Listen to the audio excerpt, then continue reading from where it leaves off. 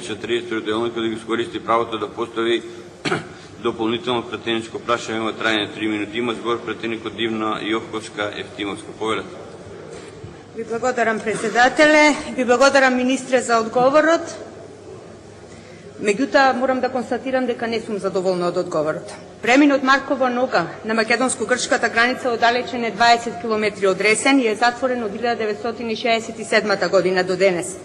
Преспанци немаат одговор и не може да го пронајдат одговорот зошто до соседното село во Грција, кое е оддалечено само 1 километар од последното македонско село, мораат да патуваат дури 80 километри и во Грција да влегуваат преку граничниот премин Меджитлија.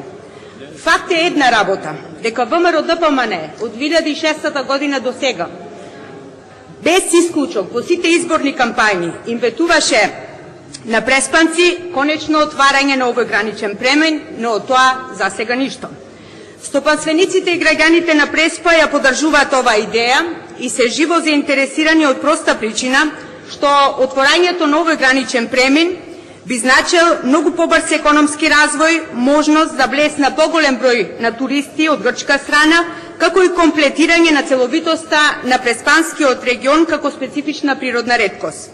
Во тој контекст беше и проектот Преспа парк, кој имаше за цел преку ангажман на трите соседни држави, и од страна на Македонија, и од страна на Република Албанија, и од страна на Грција, да се постигне равномерен развој на регионот Преспа.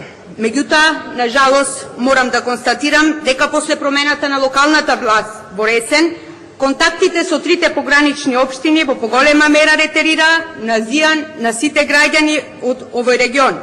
Како што викаат постарите преспанци, до 1967 година овој премин бил главна сообраќајна рута за жителите на овој регион.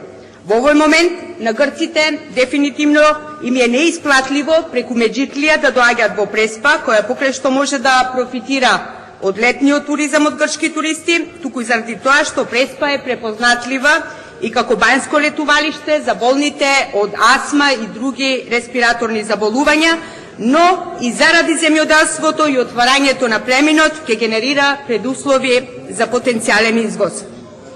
Затоа, отварањето на Маркова нога ќе значи живот за речиси умртвената Преспа. Од аспект на тоа, почитуван министер, апсолутно е несериозно од ваша страна она што како одговор на моето пратеничко прашање го добив од вас. Прашањето гласеше: што Министерството за надворешни работи прави за решавање на овој проблем, а министерот одговара дека се прават напори. Значи 6 години од првичните ветувања за отварање на преминот, се уште, почитуван министер, сте во фаза на напори. Слично како и се друго. Најава за продолжуваме, а не сте ни почнале. Јасно ми е докаде е работата, затоа немам дополнително прашање. Благодарам.